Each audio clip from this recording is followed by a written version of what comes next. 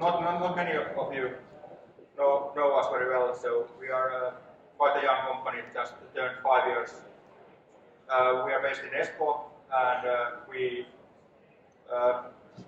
our products are cryptographic IT cores. So we provide cryptographic solutions to our customers that they can integrate into their own designs that are either FPGA or ASIC based. And today's talk is about post-quantum cryptography. I will go through what is the current status of this new field of crypto and what are the future consequences, especially for embedded system designers. So first, because I think that not many of you are that familiar with cryptography, I will just briefly go through what crypto is and the main categorizations there, so that you can understand what actually PQC is. And PQC is an answer to the so-called quantum threat, and I will also explain that. There's an ongoing standardization process that actually is the reason why it also affects you in the coming years. If not directly, at least indirectly. Okay, so crypto is basically the very foundation of computer and communication security. So it's the art and science of securing information. It's actually an ancient art in the sense that it has been around since the Roman times, basically. So one of the earliest known ciphers was designed by Julius Caesar. So it really is thousands of years old art and science. But of course, it's the modern version of crypto is quite different from that early days crypto. But if you dig a bit deeper into basically any modern computing system, you find crypto there in one way or another. And if you think about the history of crypto, it has always been this interplay between the crypto system designers and then the cryptanalysts who try to break those systems. And when you design a system, somebody comes and finds a new attack on that, and then the next one will be protected against such attacks. But then again, as a result of this cryptanalysis, some weakness is found, and then better systems are developed. And this is how it has been for thousands of years. But during the latest years, it has been a bit so that the cryptographers have been having the upper hand, and we have had actually quite nice crypto systems. Of course, the information security systems are broken, but it's not very often that the crypto itself has been completely broken. It has been some implementation flaw or something, but the mathematical foundations have been rather solid during the, let's say, during this millennium. And one of the key principles in every crypto system nowadays is that the security is based on the secrecy of the keys. So the algorithm and the method itself is public and assumed to be known by the attacker, but the short key is the basis of all security. So that must be kept in secret.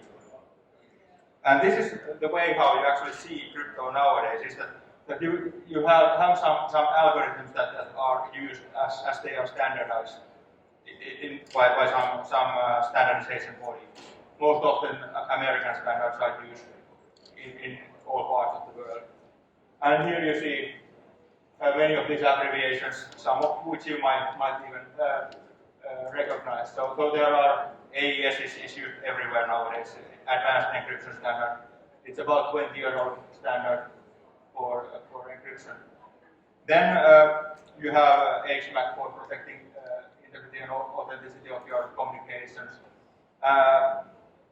You also have some crypto systems that are still used but should not be used. So those are the ones now there with light green color like this, SHA-1 and MD5. So they are not considered secure anymore, but are still used in some systems. But those are not really the focus of today's talk. So today's talk is more about the sort of crypto that are these ECDH, RSA, and DSA. And I will come to that later. Why those are the ones that are in the scope of this talk. And of course, then these algorithms are used for building up different kind of communication protocols and systems. Like you might recognize these abbreviations TLS, for example, or IPsec. Cryptography is also the foundation of secure boot, which is important for many types of embedded systems. But okay, the main categorization of crypto is to divide these algorithms into symmetric crypto algorithms and asymmetric crypto algorithms. So symmetric crypto algorithms are what you typically, when you typically think about encryption or ciphers, this is the way how they are traditionally implemented. So both the sender and the receiver have some secret key, which is here denoted as K, and they both use that key. First, Alice is left-hand side to encrypt data, and then Bob on the right-hand side to decrypt this data. They both use the same key. And one famous algorithm on this symmetry category is AES. And it's crucial for this kind of encryption systems that this shared secret key K is secret, so that the attacker or the adversary doesn't know that value. But in the 70s, a new type of crypto systems were invented, so-called asymmetric crypto systems. And they are based not only on secrecy of a shared key, but actually on a key pair that is constructed so that it has this private key and a public key.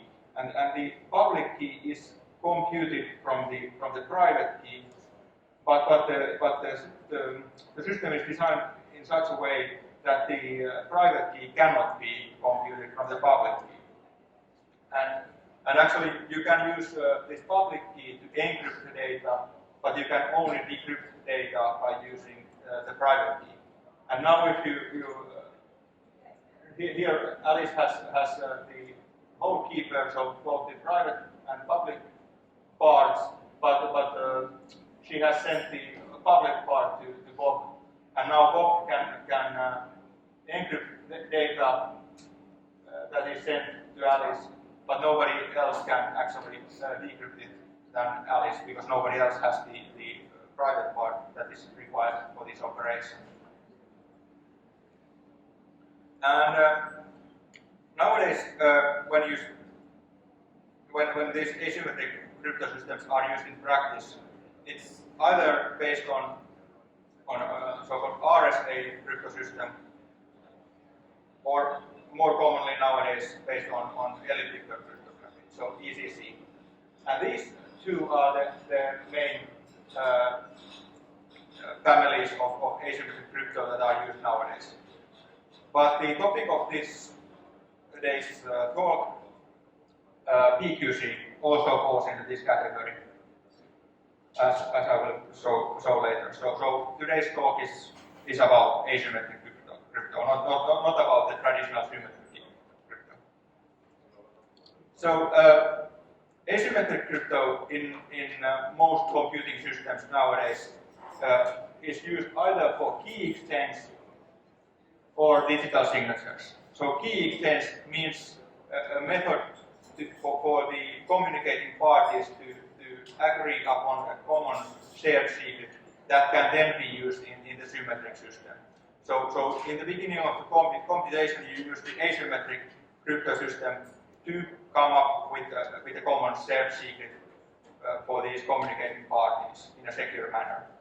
So basically how this goes is that by using Alice's public key and Bob's private key, Bob can compute the shared secret, and then Alice can do it vice versa. So by using Alice's private key and Bob's public key, come up with the same shared secret. So when these private and public keys of each other are combined in a certain way, because of the magic of the mathematics, both of the parties come up with the same shared secret. Digital signatures was the other use case for asymmetric crypto, and how this is used is that you have some message that you want to sign, then you use your own private key and compute a so-called digital signature for that message, and then when the receiver gets the message and the signature, he can use the public key to actually verify whether this signature was generated by the claim sender or not. And then to the quantum threat. So asymmetric crypto systems are always based on some hard mathematical problem. So you remember the asymmetry from the private key to the public key that prevents computing the private key from the public key.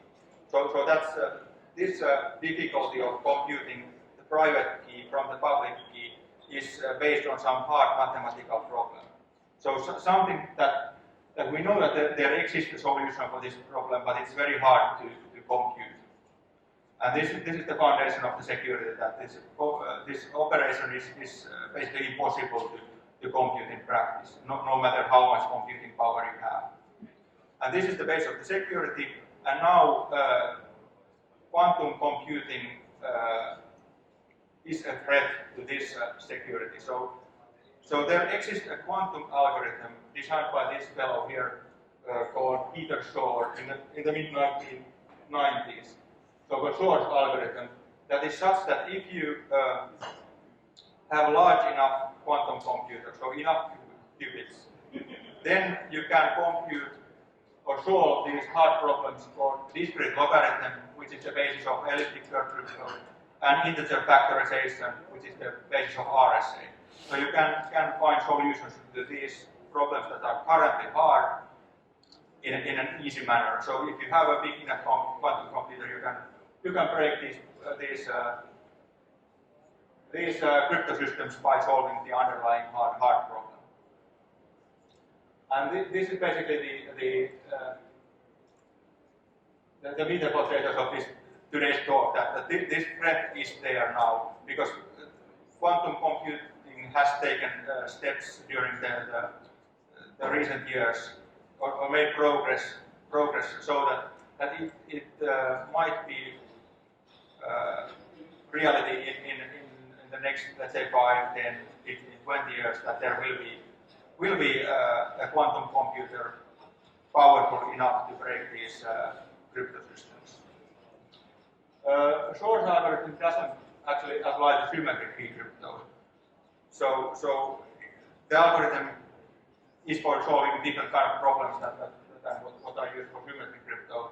And Shor's algorithm is a threat only for asymmetric systems.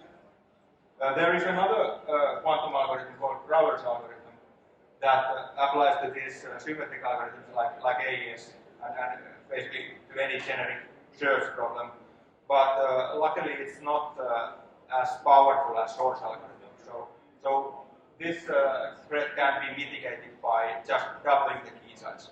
So if you today are using AES with 128 bit key, in the future you should be using it with 256 bit key, and you are safe according to the current knowledge.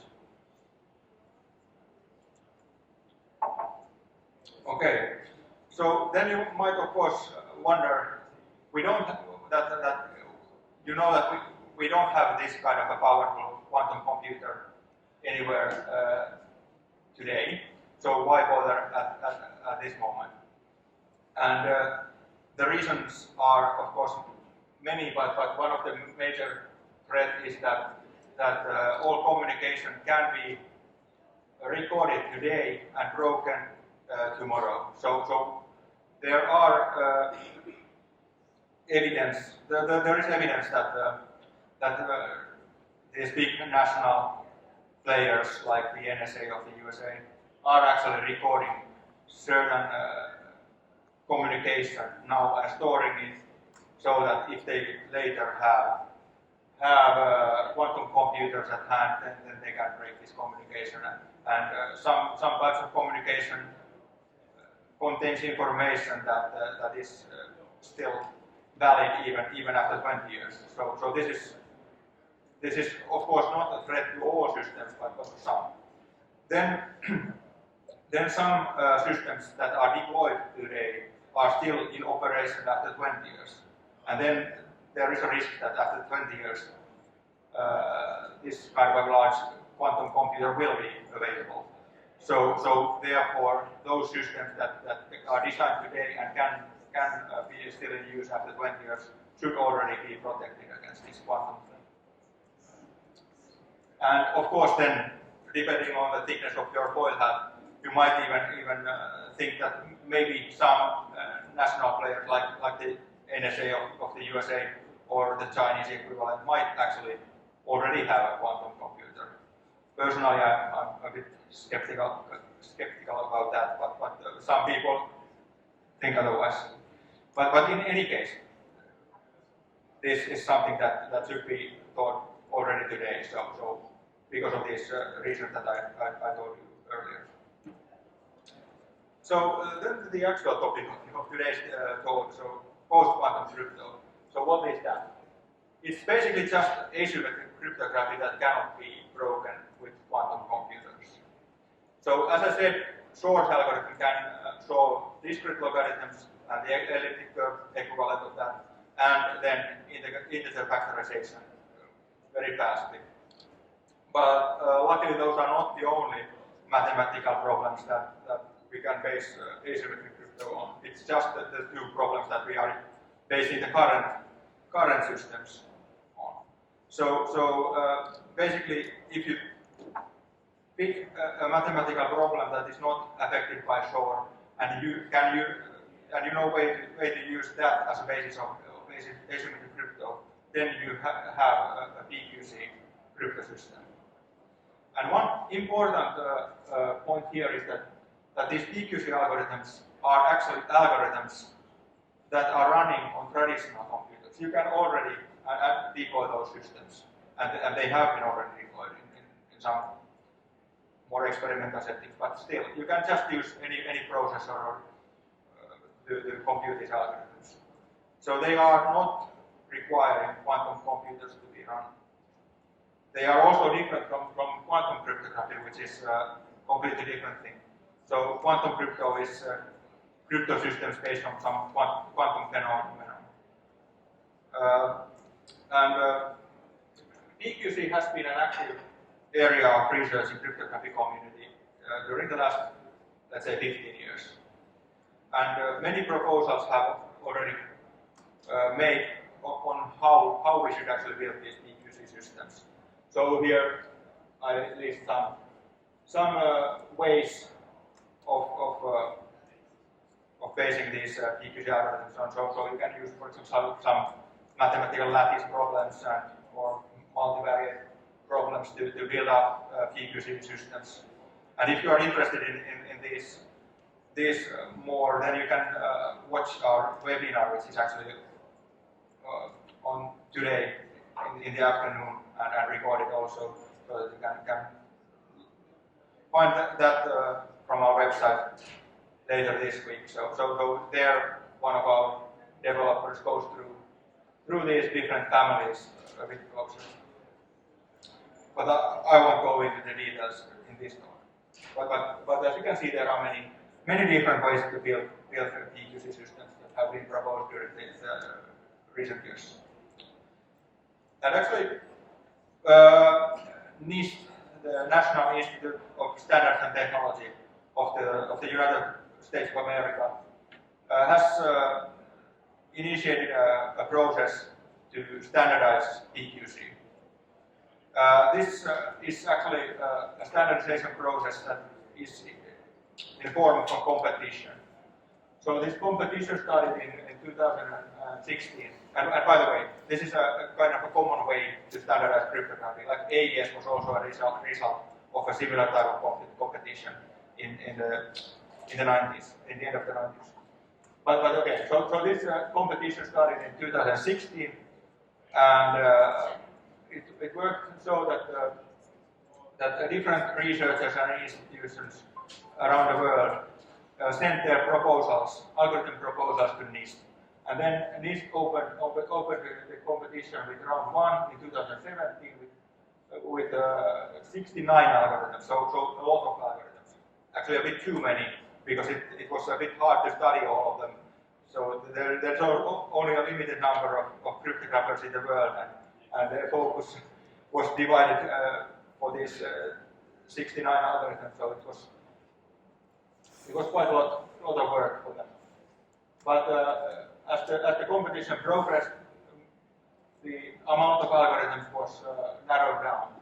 So basically, some of the candidates got broken, and some were such that they were too slow or required too much space or something like that, that they were taken out of the competition, or were too similar to other algorithms or something like that.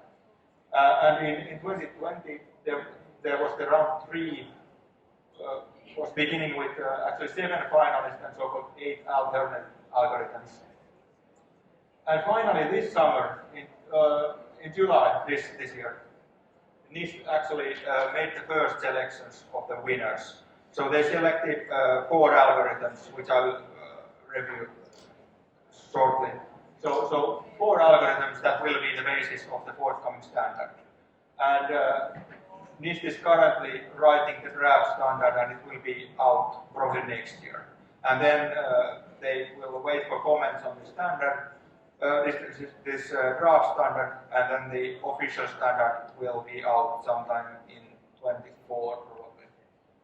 So now we know what are the kind of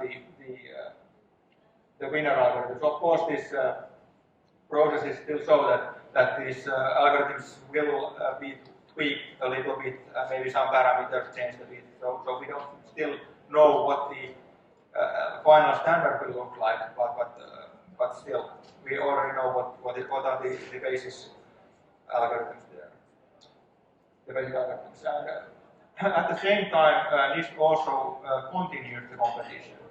So they launched round 4 with 4 different algorithms, and they are also now opening a new call for new signature algorithms, because they were not really happy with the ones that were submitted earlier. So a new call is going to be out probably very soon now, and then the standards will be complemented with new algorithms later on. So what this all means is that crypto agility, so that the ability for a system to update crypto algorithms is really a must, because the landscape is in a move, so in the sense that you really don't know what the standard will be, and also the standards will evolve later on. So when you design a system, it needs to come up with a feature called crypto agility that you can later on somehow update the algorithm. And this is why FPGAs and other programmable solutions have an advantage over fixed solutions. Okay, and here are actually the selections that NIST made. So here on the left-hand side you see the round 3 winners, which will be used as the basis of the forthcoming standard. So there is one so-called key encapsulation mechanism selected, called Xiphera. It's based on a lattice problem. Then there are 3 different signature schemes: crystals dilithium and Falcon, both based on lattice problems, and Sphinx, which is a hash-based algorithm. But as I said, NIST is not really very happy with this signature algorithm, so they are still continuing the competition on that side also. And on round 4, there are 4 candidates for the round 4, sorry, and they are all Chem algorithms. So 1 or 2 of those probably gets also included in the standard later on. Actually, after the NIST made this selection in July, one of the 4 round 4 candidates was broken. So this site is now gone. and it was not broken so that there was some minor weakness, it was completely destroyed. So one can actually break the algorithm over a weekend with a single laptop, so it's completely destroyed. So there are basically three remaining chem candidates in the fourth round now. But these four algorithms on the left are the ones that will end up in the standard now. Okay, so let's have a look on what this actually means for practical systems. So here is a table of KEM, so key encapsulation mechanism statistics. So on the top you see the current situation, so elliptical crypto. This is what is used nowadays in most systems for this kind of operations. So here you see that if you want a security level of roughly 128 bits, then you have to use 32 byte keys. So actually rather short. So only double the security level. But with the winner Xiphera, you actually have quite a lot larger keys and ciphertext. So what this actually means is that you will have to store and transmit more data, which can be of importance, especially to embedded systems. If you are working with a battery-powered device, for example, then this might have an impact. Then the situation will not actually change all that much even after fourth round, because keys are bigger, even bigger than for Xiphera, for many of the fourth round candidates. This site here, which was broken, actually had a nice feature that it has relatively short keys compared to other PQC algorithms, but now it's broken, so we even lost that advantage. So what you can expect is that you will need to use more memory to storing keys and also more bandwidth for sending ciphertext. Latencies will actually stay rather similar or even become slightly faster. So that's not a problem with PQC, but the key sizes and ciphertext sizes will be. Then for the signatures, the situation is pretty similar. So with ECC you have these nice compact keys and signatures, but all that will be lost with PQC. But again, computation latencies will not probably be much different. But this PQC signature landscape will actually change quite a bit when the new algorithms get submitted to the competition. So we don't know what is coming from there yet. Okay, so then, although I have been saying that PQC will replace ECC, ECC will actually not go away for a long time. And this is because in the coming years we will probably be deploying so-called hybrid systems, where we combine PQC and ECC. And the reason is that we cannot really trust these PQC systems very much. In crypto, new and shiny is typically not very good, because you have to spend time and scrutiny before you actually can trust any crypto system. So it will still take several years, or maybe 15 years even, before we can actually say that we can trust these PQC systems. So if they have withstand all cryptanalysis for that long time, then we can really start believing that, okay, probably there is nothing big around the corner, but at this time this is not the situation. And in fact, this round 3 finalist Rainbow was broken, and as I said, also this round 4 candidate site were broken, and they were both really broken. So something that can be done even by even with just a regular laptop, not something that requires some huge computing power. And this is the reason why many recommend using these hybrid systems. For example, ANSSI, the French government body, recommends that to be done at least until 2030. Okay, so what is a hybrid system basically? So nowadays what we do when we do this key exchange is that we have elliptic curve Diffie-Hellman, and then the result of that algorithm is fed into an algorithm called key derivation function, and then the output of that algorithm is used as a shared secret in the communication.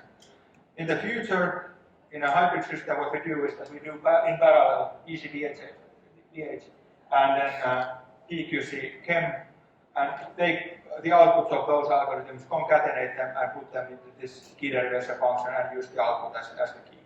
So pretty simple actually.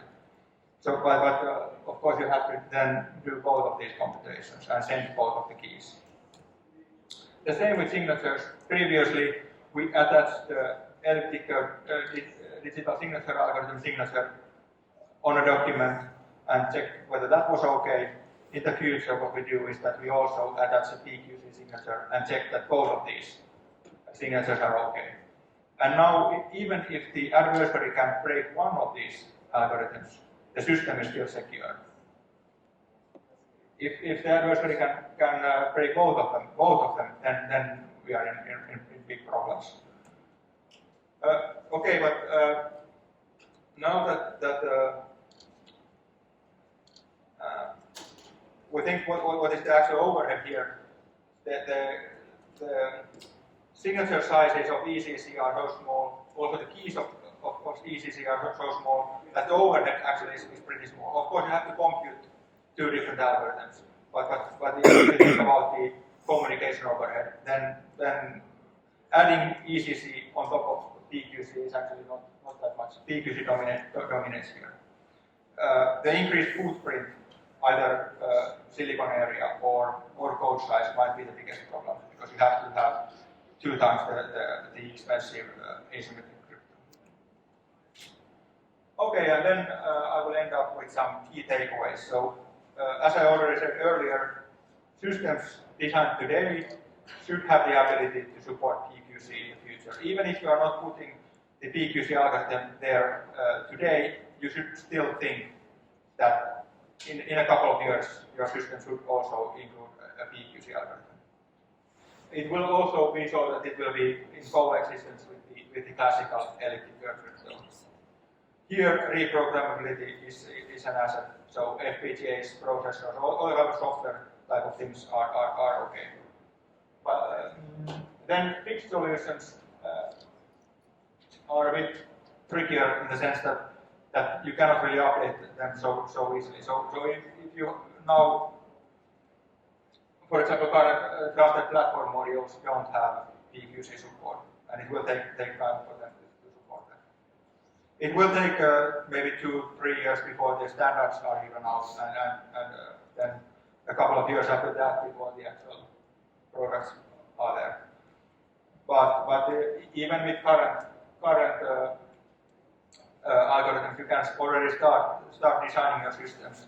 And if you design your system with crypto agility, then you can update it later on. Then quantum crypto is for niche applications, so not for embedded systems. So don't get fooled if somebody tries to sell you those solutions. So PQC is the way to go, not quantum crypto in most systems at least. Okay, so this was it. So thank you very much.